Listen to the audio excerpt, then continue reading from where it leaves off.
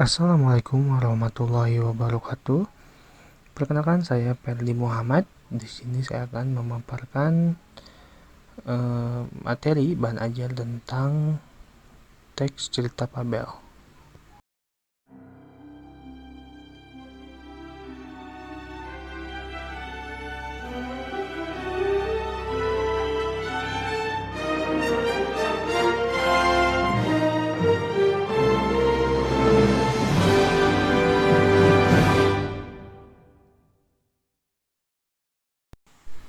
Pertama, ada pengertian.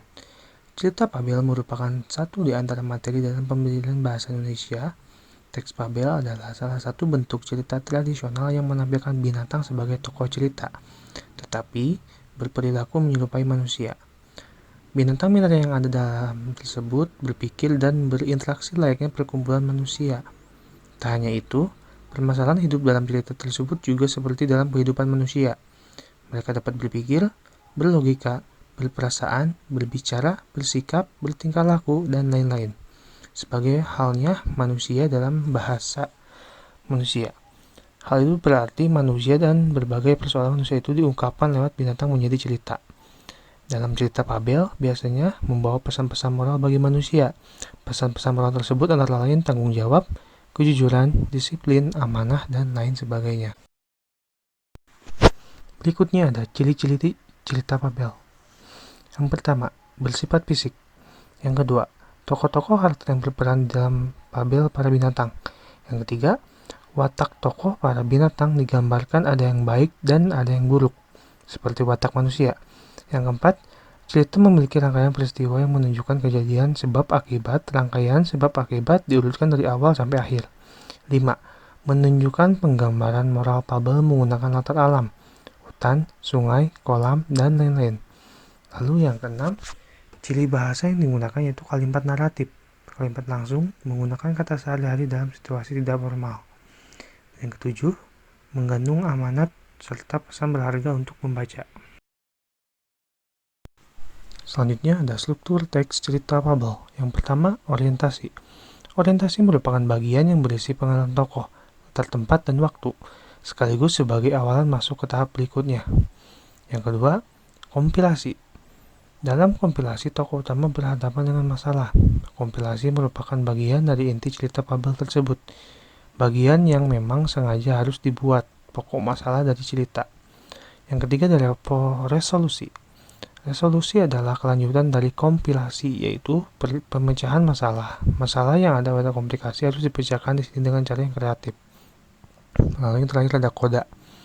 Koda sendiri berisi perubahan yang terjadi pada setiap tokoh yang bermain, dan pelajaran yang bisa kita petik dari cerita tersebut. Selanjutnya ada unsur-unsur cerita fabel. Yang pertama, tema. Tema adalah gagasan umum yang mendasari sebuah karya sastra. Yang kedua, tokoh.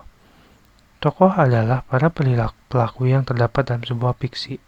Dalam teks fabel, binatang hadir sebagai personifikasi manusia, baik yang menyangkut penokohan lengkap dengan karakternya maupun persoalan hidup yang diungkapkannya. Itu artinya manusia dan berbagai persoalan manusia itu diungkapkan lewat binatang. Yang ketiga, alur atau plot. Plot atau alur adalah cerita yang berisi urutan kejadian yang terjadi, namun tiap kejadian itu hanya dihubungkan sebab akibat. Peristiwa yang satu disebabkan atau menyebabkan terjadinya peristiwa yang lain. Yang keempat, latar. Latar adalah setting yang disebut juga sebagai landasan tumpu, yang berisi pengertian tempat, hubungan waktu, dan lingkungan sosial tempat terjadinya peristiwa-peristiwa yang diceritakan. Yang kelima adalah sudut pandang.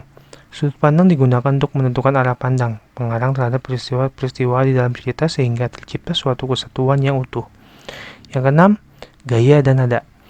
Gaya dalam cerita fiksi meliputi penggunaan diksi, imaginary, dan sintaksis. Sedangkan nada berhubungan dengan pilihan gaya untuk mengekspresikan skep tertentu. Ada kalanya penggunaan gaya dan nada menjadi ciri khas seorang pengarang dan karya-karyanya.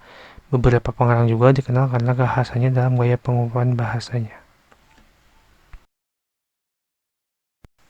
Lalu ada jenis fabel. Ditinjau dari pembelian watak dan latarnya, dibedakan fabel alami dan fabel adaptasi. Fabel alami menggunakan watak tokoh binatang seperti pada kondisi alam nyata, misalnya di kura-kura diberi waktu lamban sehingga buas dan ganas Selain itu, Fabel alami menggunakan alam sebagai latar, seperti hutan, sungai, kolam, dan sebagainya. Fabel adaptasi adalah fabel yang diberikan watak tokoh dengan mengubah watak aslinya pada dunia nyata dan menggunakan tempat-tempat lain sebagai latar, seperti di rumah, di jalan, dan lain-lain. Misalnya, landak yang pemalu berulang tahun di rumah makan. Intinya dari kemunculan pesan dibedakan fabel dengan koda dan tanpa koda. Fabel dengan koda berarti fabel yang memunculkan secara eksplisit pesan pengarang di akhir cerita. Sebaliknya, fabel tanpa koda tidak memberikan secara eksplisit pesan pengarang di akhir cerita. Sekian dari saya, mohon maaf bila ada kesalahan. Semoga apa yang saya berikan bisa bermanfaat. Wassalamualaikum warahmatullahi wabarakatuh.